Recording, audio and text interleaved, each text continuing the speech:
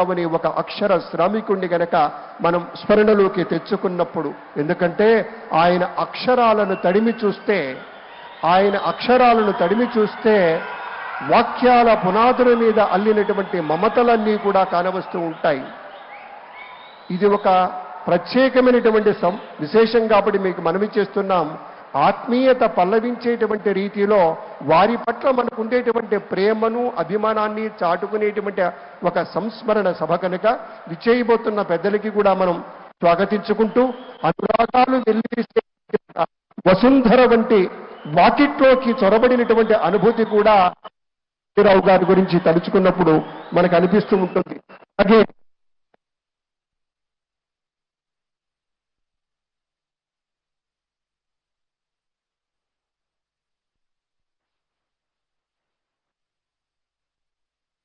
నారాయణ రామకృష్ణ గోవింద నారాయణ శ్రీ రామకృష్ణ గోవింద నారాయణ రామకృష్ణాయని ప్రేమతో పిలచిన రామకృష్ణాయని ప్రేమతో పిలచిన మోమైన చూపవేమి నారాయణ నీ మోమైన చూపవేమి నారాయణ రామకృష్ణ గోవింద నారాయణ శ్రీ రామకృష్ణ గోవింద నారాయణ.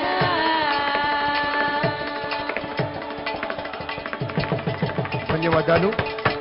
మన ప్రియతమ నాయకులు శ్రీ నారా చంద్రబాబు నాయుడు గారు విచ్చేశారు. వారి యొక్క నేతృత్వంలో ఈ విశేష కార్యక్రమం జరుగుతోంది.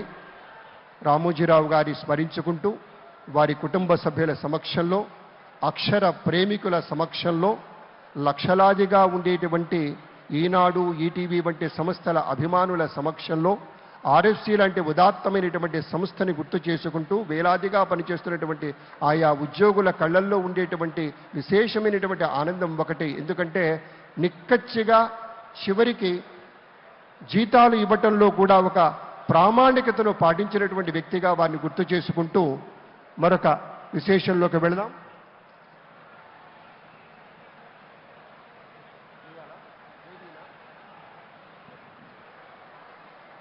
చీకు చింత లేని ఒక భరోసాతోటి బతుకు ధీమాగా సాగిపోయినటువంటి ఒక అనుభూతి కలిగేది ఎప్పుడు అంటే, ఏనాడు విడిపోని ఒక ఈనాడు ఫాంట్ తోటి పత్రికలు చాలా చూస్తూ ఉంటాం, కానీ దాంట్లో ఉండేటువంటి అక్షరం తాలూకు గమ్మత్తు ఏమిటో మనకు తెలియదు.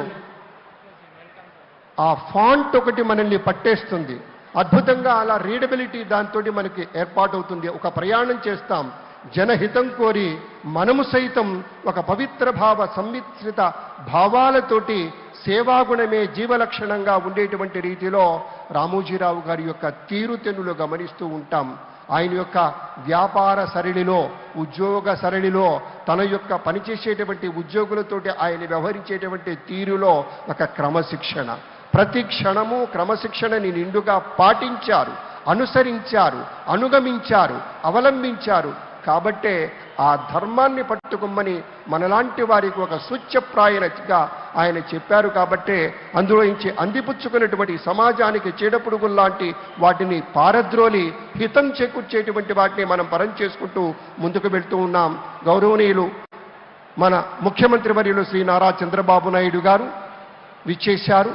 ప్రత్యేకంగా ఏర్పాటు చేసినటువంటి రామోజీరావు గారి గురించినటువంటి విశేషాలతో కూర్చున్నటువంటి ఆయా ఛాయాచిత్రాల యొక్క ప్రదర్శనని తిలకిస్తూ ఉన్నారు. మరి కొంచెంసేపట్లో ఈ వేదిక విచ్చేస్తారు గౌరవ మంత్రివర్గ సభ్యులు పార్థసారథి గారు, ఇతర పెద్దలంతా కూడాను వారితో పాటు అనుగమించి వస్తూ ఉన్నటువంటి సందర్భం. ఇప్పటికే వేదిక విచ్చేసి ఉన్నారు మన రామోజీరావు గారి యొక్క కుటుంబ సభ్యులు. ప్రకృతి బడిలో పచ్చని తివాచీల నడుమ సేద తీరుతున్నటువంటి ఒక భావనతోటి మది తాకిన అనుభూతి ఎప్పుడు కలుగుతుంది అంటే ఆర్ఎఫ్సి లాంటి సంస్థలోకి వెళ్ళినప్పుడు కలుగుతూ ఉంటుంది.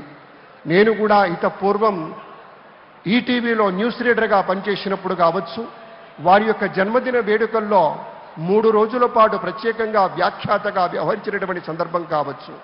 ఆయన పలకరించే తీరులో, పెట్టేటువంటి తీరులో ఒక లాలన, ఒక ప్రేమ, ఒక వాత్సల్యం, ఒక దివ్యానుభూతి ఉండేది. నేను పనిచేసింది అతి స్వల్పకాలమే ఈటీవీలో వార్తలు చదువుతూ, కానీ గుర్తుపెట్టుకొని మళ్ళీ